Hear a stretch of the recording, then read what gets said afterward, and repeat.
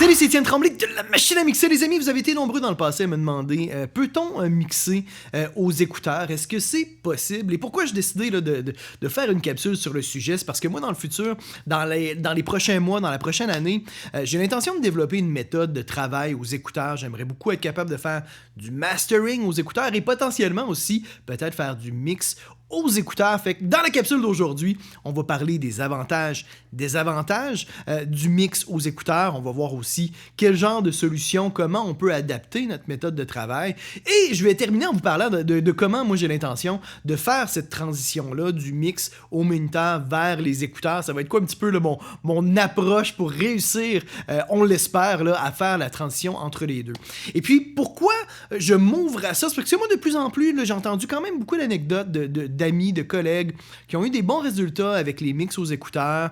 J'ai entendu parler aussi, on a tous entendu parler de professionnels qui travaillent maintenant des fois exclusivement aux écouteurs et qui ont des bons résultats. Fait que la réponse, là, en gros, c'est que oui, c'est possible de faire du mix aux écouteurs, mais il y a quand même plusieurs défis. Le premier désavantage là, des écouteurs, c'est qu'on n'a pas le crosstalk naturel des haut-parleurs. Le crosstalk, dans le fond, c'est quand, par exemple, le moniteur de droite joue, on va l'entendre dans l'oreille droite, mais on va aussi l'entendre un peu dans l'oreille gauche à cause du mélange dans l'espace. Même chose, au parleur de gauche, on l'entend dans l'oreille gauche, mais aussi un peu dans l'oreille droite. Il y a un mélange qui se fait entre le côté gauche et le côté droit, qui est musical, qui est naturel. On est habitué à ça.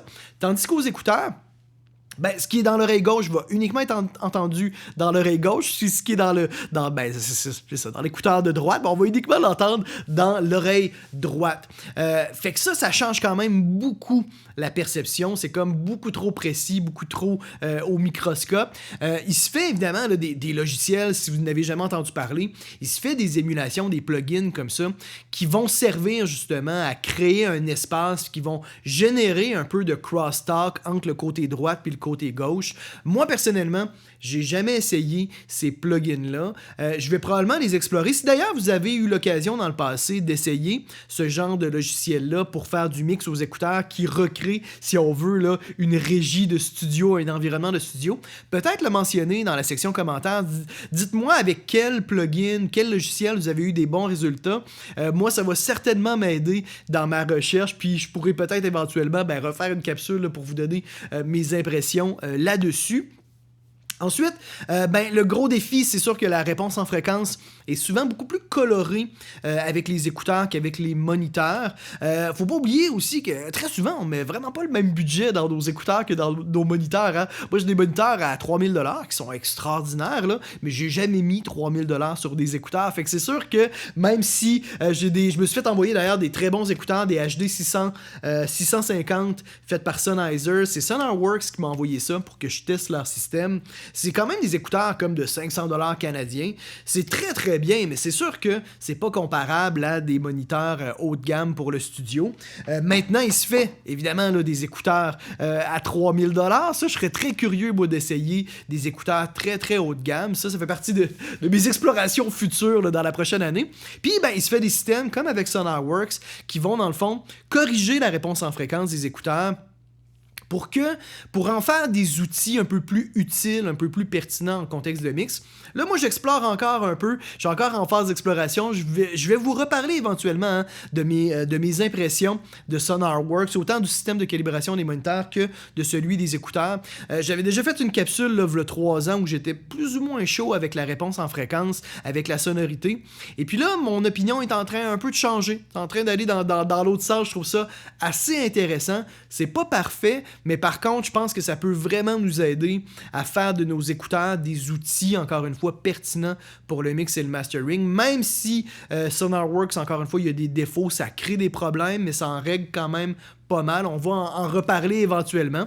Fait que ça, c'est une solution d'utiliser ce genre de logiciel-là. Encore une fois, après, c'est comme avec les moniteurs. Hein? Faut tout simplement s'habituer quand même à la réponse en fréquence. Mais le gros défi, quand on a des bumps, des boosts dans certaines zones trop forts, en contexte de mix, c'est pas toujours évident de savoir est-ce que je suis en train d'égaliser mes écouteurs ou je suis en train d'égaliser l'instrument. Fait que c'est là que quand la couleur est trop prononcée, même si on connaît bien nos écouteurs, quand on est en train de mixer la voix, c'est pas toujours évident de savoir est-ce que c'est mes écouteurs qui sonnent comme ça ou c'est mon instrument. Fait que de là le défi. Ensuite de ça, moi, une chose avec laquelle j'ai beaucoup de difficultés, puis pour laquelle il n'y a pas réellement de solution, c'est la balance de volume. De savoir bien balancer les instruments aux écouteurs versus aux haut-parleurs, ça, je trouve ça plus difficile. Ça, je pense que ça va être vraiment uniquement dans la pratique que ça va se régler en le faisant le plus possible puis en reprogrammant un peu le cerveau. Là, ça, on va y revenir un petit peu là-dessus dans quelques instants. Et puis, un des éléments qui, à mon avis, qui est le maillon le plus faible dans la chaîne pour mixer aux écouteurs, c'est souvent le préamble d'écouteurs. Quand on va avec des cartes de son d'entrée de gamme comme des Scarlett de Focusrite, les préambles d'écouteurs, des fois, sont pas super. Des fois, ils vont distorsionner quand même pas mal. Ils n'auront pas nécessairement une très belle reproduction de la dynamique. On va pas avoir nécessairement beaucoup de profondeur dans les basses. Fait que ça ajoute une couche de dégradation sonore qui, des fois, est difficile à pallier. C'est pas toujours évident de vraiment comprendre l'impact, encore une fois, en contexte de travail, puis de travailler avec.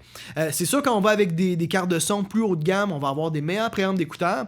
Et moi, personnellement, si je développe une méthode de travail de mastering on the fly, on the go, c'est sûr que je vais me magasiner un bon préamble d'écouteurs dédié parce qu'il se fait des machines uniquement pour ça, pour vraiment aller chercher une plus grande qualité, beaucoup moins de distorsion, plus de dynamique. Fait que là, c'est là que c'est un petit peu plus...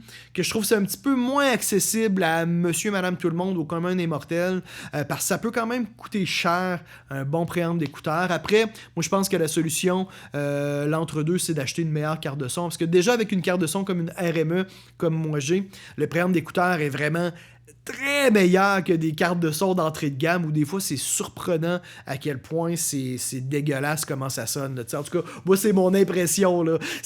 C'est moins cruel. Avec les sorties line vont être généralement meilleures sur ces cartes de son là parce qu'il n'y a pas justement l'étape d'amplification qui est l'étape cruciale que là on peut dégrader quand même pas mal le signal. Fait que je pense que le plus gros défi, encore une fois, c'est de reprogrammer le cerveau. Moi, dans ma méthode de travail, ce que j'ai l'intention de faire dans les prochains mois, dans la prochaine année, c'est de faire mes contrats en double. Autrement dit, de faire mes contrats au parleur, au moniteur, comme je l'ai toujours fait. Parce qu'évidemment, je ne vais pas commencer à expérimenter aux écouteurs sur des contrats de clients comme ça. Là. Je ne ferai pas subir, je ne ferai pas payer mes clients pour ça. Fait que ça va être de faire mes mix aux écouteurs et d'après ça, de les refaire en double, uniquement pour moi, aux écouteurs. Comme ça, je vais déjà avoir une bonne idée de comment j'ai travaillé la chanson au moniteur avec des repères que je connais bien. Je vais m'assurer de faire un mix qui sonne bien, que j'ai eu l'occasion de tester dans plein d'écoutes. Et après ça, quand je vais faire mon mix aux écouteurs, déjà, ça va être frais dans ma tête, dans mes oreilles, j'allais dire. Puis ça va être peut-être plus facile à ce moment-là de faire comme « Ah, OK, ça, j'avais fait ça au moniteur. Ah, là, je refais à peu près la même chose et ça sonne comme ça. » Je vais peut-être avoir un petit peu plus de facilité à faire le lien entre les deux.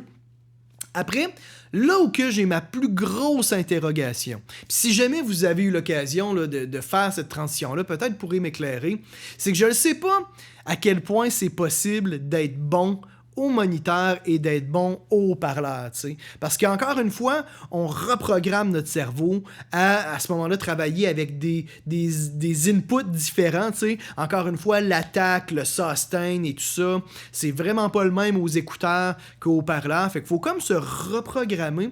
Et je ne sais pas à quel point c'est possible d'être bon dans les deux. Parce que moi, le but, c'est d'être capable de, par exemple, faire du mastering aux écouteurs et peut-être même du mix aux écouteurs, mais j'aimerais ça être capable de continuer de travailler au moniteur, là, tu sais.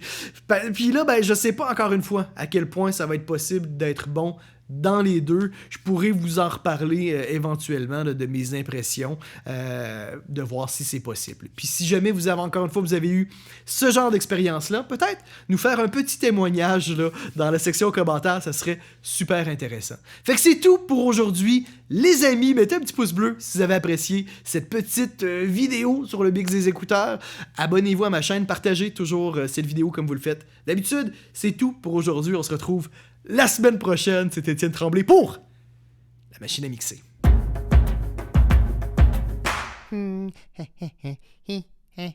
Abonne-toi. N'aie pas peur. Allez, clique.